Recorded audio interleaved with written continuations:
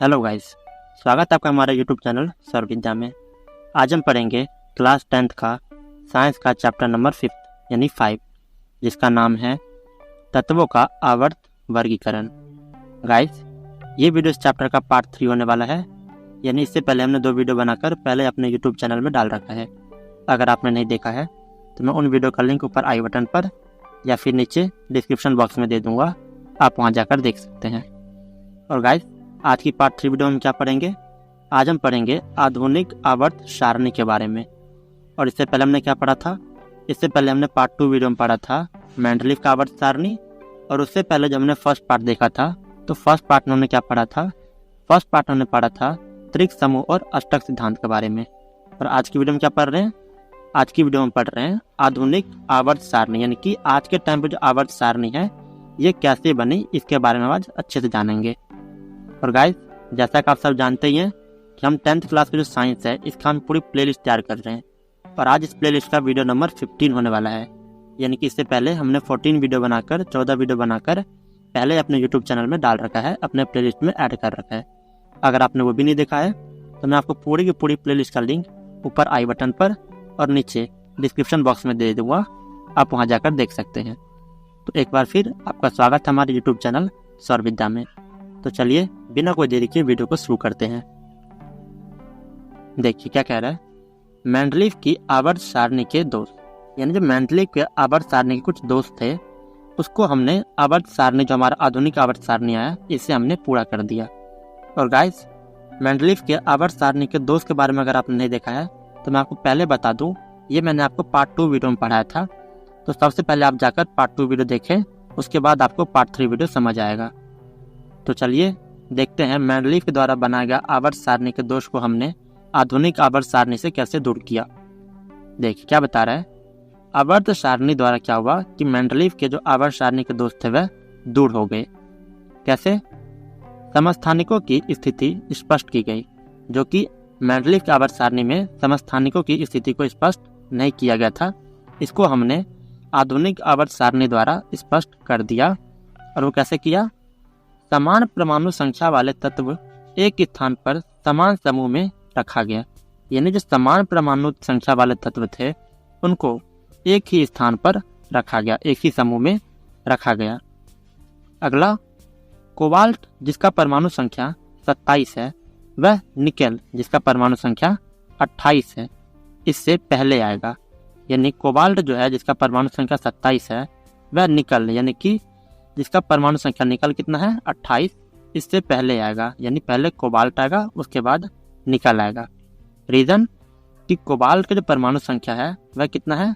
वह है 27 और निकल कितना है? निकल का है 28। आगे देखिए, परमाणु संख्या सदैव पूर्ण संख्या होती है। ये आप याद रखें, जो परमाणु संख्या होती है वह सदैव पूर्ण संख्या होती है, जिसके कारण जो है वह हाइड्रोजन व हीलियम के बीच में कोई भी तत्व नहीं आएगा। यानी कि परमाणु संख्या एक पूर्ण संख्या है, इसी वजह से हाइड्रोजन और हीलियम के बीच में कोई भी तीसरा तत्व नहीं आएगा। इसलिए हम पहले हाइड्रोजन रखते हैं और सेकेंड नंबर पे हीलियम रखते हैं। चलिए आगे देखते हैं।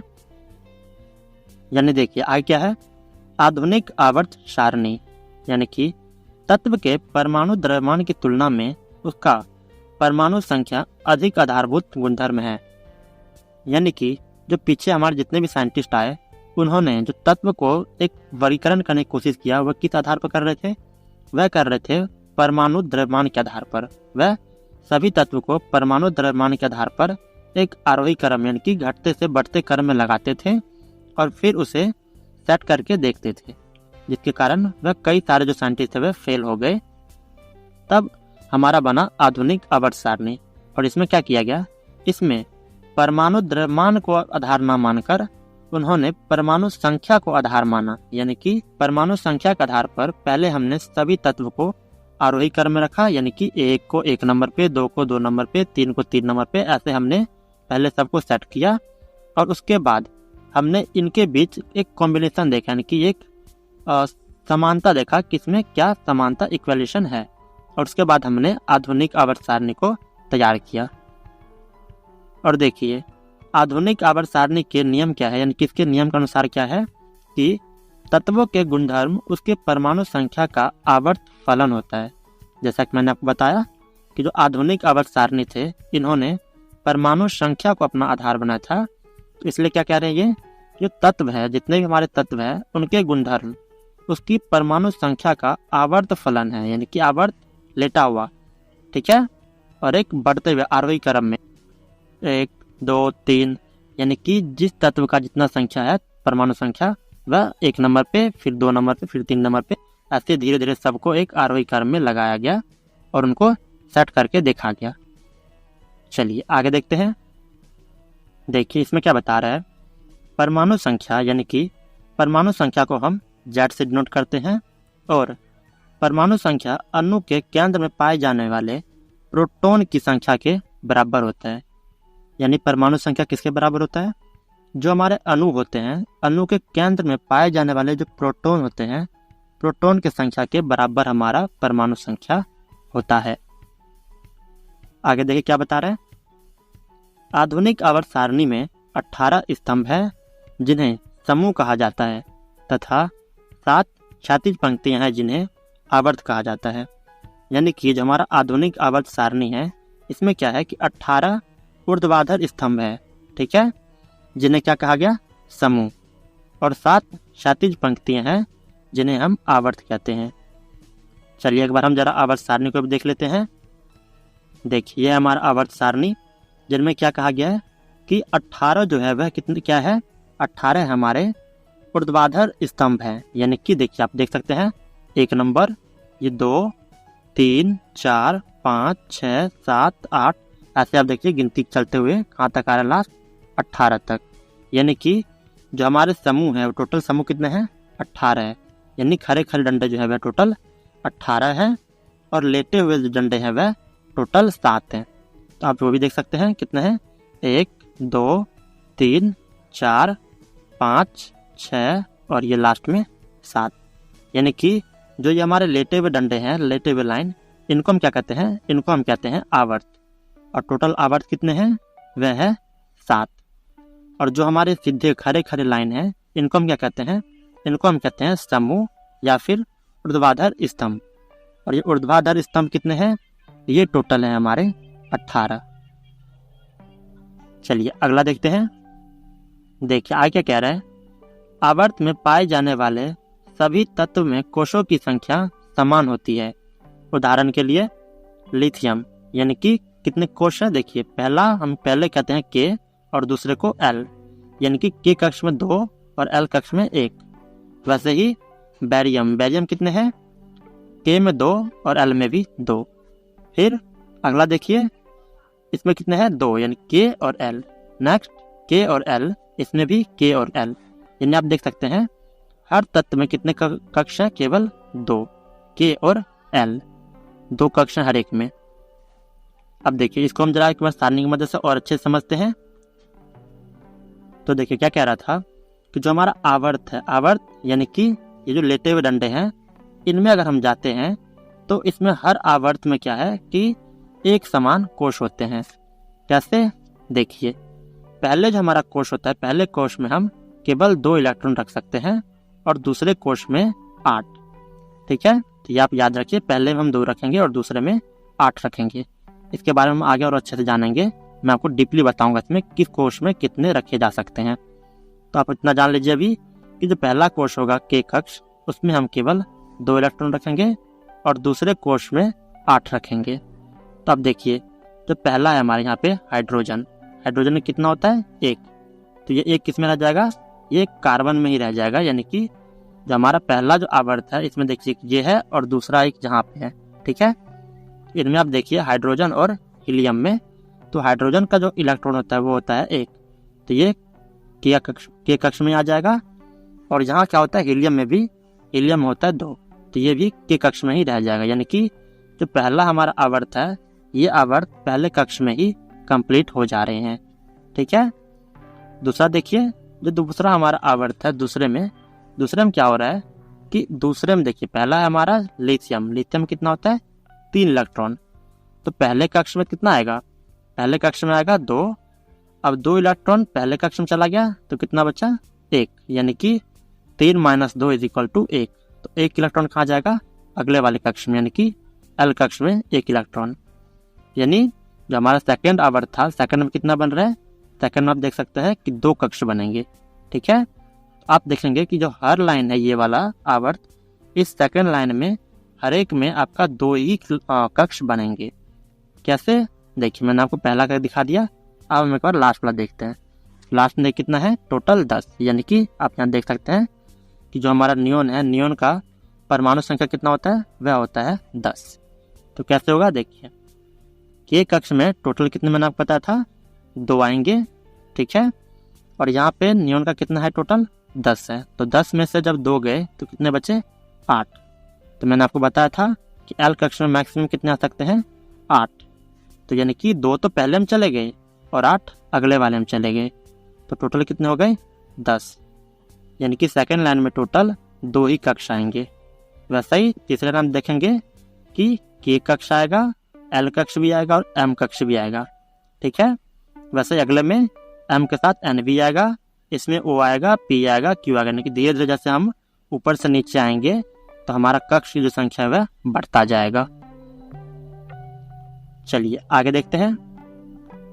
देखिए आगे क्या कह रहा है, एक समूह के सभी तत्व में संयोजी इलेक्ट्रॉनों की संख्या समान होती है।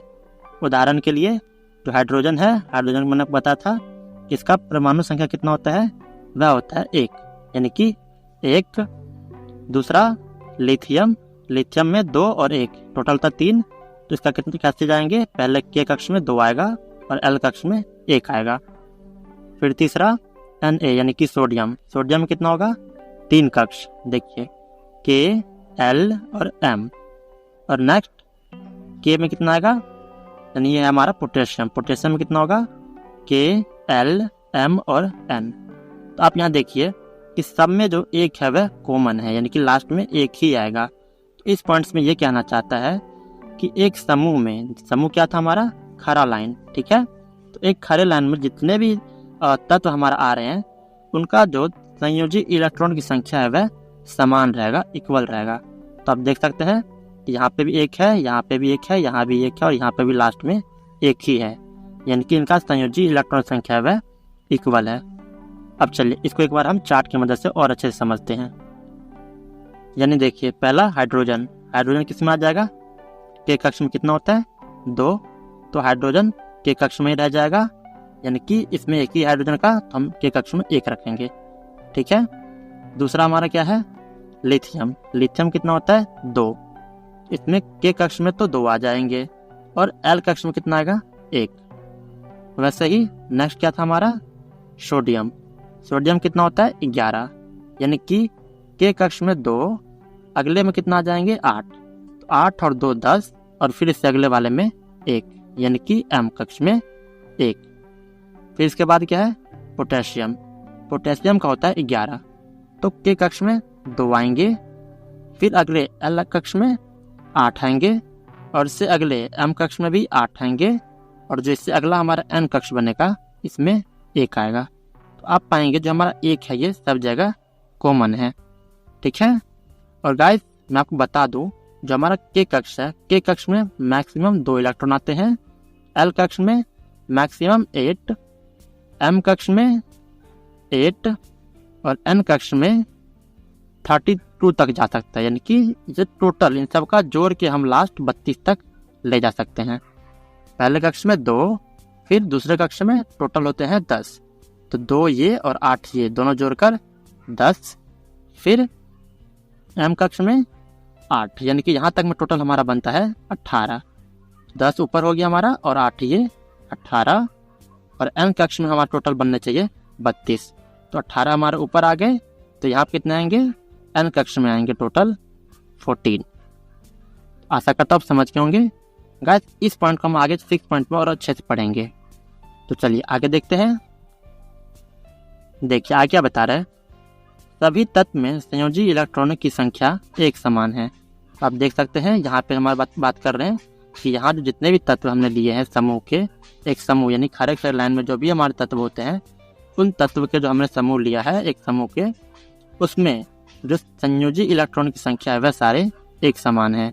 यानी कि इसमें भी लास्ट में हमारा एक है, इसमें भी एक इलेक्ट्रॉन है, इसमें भी एक इलेक्ट्रॉन है और इसमें भी एक ही इलेक्ट्रॉन है। और आप देख सकते हैं जो मैंने यहाँ पे ले रखा है H, L, I, N, A और K, ये सारे एक ही समूह के तत्व हैं, जैसा कि मैंने ऊपर आपको चार्ट में भी दिखाया था। अगर आपने नहीं ध्यान दिया है तो चलिए एक बार और देख लेते हैं। देखिए ये सारे, ये जो 4 पॉइंट्स है ऊपर के, ये चारों एक ही समूह के तत्व हैं, H, L, I, N, A और K। यानी इन सब तत्व के जो समूह है, ये जो तत्व है, ये समूह, इनके जो हमारा संयोजी होती है इलेक्ट्रॉनिक संयोजी संख्या, वह सारे एक समान होते हैं। और देख क्या होता है आवर्त सारणी में, जैसा कि मैंने आपको पीछे ही बताया था अभी, कि ऊपर से नीचे आने पर क्या होता है कि इसका जो आकार है वह बढ़ता जाता है और नीचे से ऊपर जाने पे आकार, जो कोशों की आकार होती है वह घटती जाती है, कम होती जाती है। तो वही हमारे 5th पॉइंट में क्या कह रहे हैं, चलिए देखते हैं। समूह में नीचे जाने पर कोशों की संख्या बढ़ जाती है। जैसा कि मैंने आपको दिखाया कि जो हमारा समूह था, उस समूह में जब हम ऊपर से नीचे की ओर आते हैं तो हमारे कोशों की संख्या क्या होती है, बढ़ जाती है। आप देख सकते हैं ये हमारा एक समूह का ही सारे तत्व है और इस तत्व में क्या हुआ है, पहले जो हमारा हाइड्रोजन है, हाइड्रोजन में एक ही है यानी कि K कक्ष तक ही है, दूसरे में K के साथ L भी है यानी K में 2 और L में 1, तीसरा K, L और M, चौथे में क्या है K, L, M और N। यानी कि समूह में क्या हो रहा है, जैसे जैसे हम ऊपर से नीचे की ओर बढ़ रहे हैं वैसे वैसे हमारे कोशों की संख्या भी बढ़ती जाती है।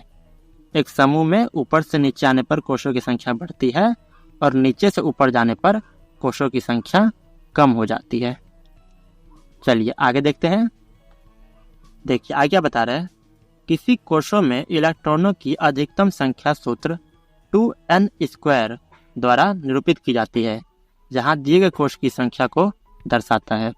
अब देखिए जैसे कि मैंने पीछे बार बार बता रहा था कि K कक्ष में हम 2 इलेक्ट्रॉन रखते हैं, L में 8 रखते हैं। ऐसे में कैसे पता चलेगा कि इसमें हम कितना रखें, इसका एक फॉर्मूला है और फॉर्मूला क्या है 2n²। यानी कि जो हमारा पहला कक्ष है K कक्ष में मान चलिए कि हमारा n की वैल्यू 1 है, ठीक है, पहला है हमारा कोश तो पहले हम 1 रखेंगे। तो हमारा फॉर्मूला क्या था 2n², यानी कि 2 हम सेम रखेंगे ये वाला, फिर n की वैल्यू हमने क्या रखा है 1 और स्क्वायर लगाने क्या रहे तो हमने स्क्वायर लगा दिया। तो जब आप सॉल्व करेंगे तो आप क्या पाएंगे कि 1 का स्क्वायर क्या होता है 1 और 2 को जब हम 1 से गुना करेंगे तो 1 2, यानी कि K कक्ष में कितने इलेक्ट्रॉन आ सकते हैं अधिकतम, K कक्ष में 2 इलेक्ट्रॉन हम रख सकते हैं। वैसे ही L कक्ष में क्या होगा, L कक्ष में हम इस बार n की जो वैल्यू है वह 2 रखेंगे। तो अब क्या होगा कि जब हम 2 का स्क्वायर करेंगे, यानी जब हम इस फॉर्मूला पे पुट करेंगे वैल्यू को, तो ये जो हमारा पहला 2 है वो सेम आएगा। फिर उसके बाद n की वैल्यू हम 2 रखेंगे और ये स्क्वायर हम यहाँ पर सेम लगा देंगे। तो क्या होगा जब हम इनको स्क्वायर करेंगे तो 2 का स्क्वायर होता है हमारा 4 और 4 दूनी 8, यानी कि L कक्ष में कितने इलेक्ट्रॉन आ सकते हैं, L कक्ष में टोटल 8 इलेक्ट्रॉन आ सकते हैं। वैसे ही L के बाद क्या आता है M, तो M में हम क्या करेंगे, M में हम n की वैल्यू इस बार 3 रखेंगे। तो क्या होगा जब हम 2 को 3 के स्क्वायर से गुना करेंगे तो हम क्या पाएंगे कि 3 तिया 9 और 9 दूनी 18, यानी कि M कक्ष में हम टोटल 18 इलेक्ट्रॉन्स को रख सकते हैं। वैसे ही अगला क्या होगा, अगला आएगा N, और N कक्ष में इस बार हम कितने रखेंगे, N कक्ष में हम जो N की वैल्यू है वह 4 रखेंगे। तो क्या होगा देखिए हम फॉर्मूला पुट करेंगे तो ये 2 हम सेम रखेंगे 2, N की वैल्यू हमें 4 रखनी है इंटू 4 और ये हम स्क्वायर लगा देंगे। तो इस बार क्या होगा, इस बार जो हम गुना करेंगे तो देखिए 4 की स्क्वायर होता है 16 और 16 दूनी 32, यानी कि जो हमारा N कक्ष है, N कक्ष में हम अधिकतम 32 इलेक्ट्रॉन्स को रख सकते हैं। वैसे ही हम धीरे धीरे आगे बढ़ते जाएंगे और N की वैल्यू चेंज करके और उसका स्क्वायर करके और 2 से गुना करेंगे तो हमें पता चल जाएगा कि किस कक्ष में कितना इलेक्ट्रॉन आ सकता है। इसी के साथ साथ आपका वीडियो पूरी तरह से कंप्लीट होता है। आशा करता हूँ आपको वीडियो समझ आया होगा। अगर आपके लिए सच में वीडियो हेल्पफुल रही होगी तो इस वीडियो को लाइक करें, साथ ही साथ हमारे चैनल को सब्सक्राइब करके बेल आइकन ऑन जरूर करें। और गाइस, यदि वीडियो में दिखाए गए नोट्स को आप हमसे लेना चाहते हैं तो हमने अपने व्हाट्सएप ग्रुप का लिंक वीडियो के डिस्क्रिप्शन बॉक्स में दे रखा है। आप वहां जाकर हमारा व्हाट्सएप ग्रुप ज्वाइन करें और हमसे संपर्क करें, हम आपको नोट्स प्रोवाइड कर देंगे। तो मिलता है किसी और नई वीडियो में, तब तक के लिए नमस्कार।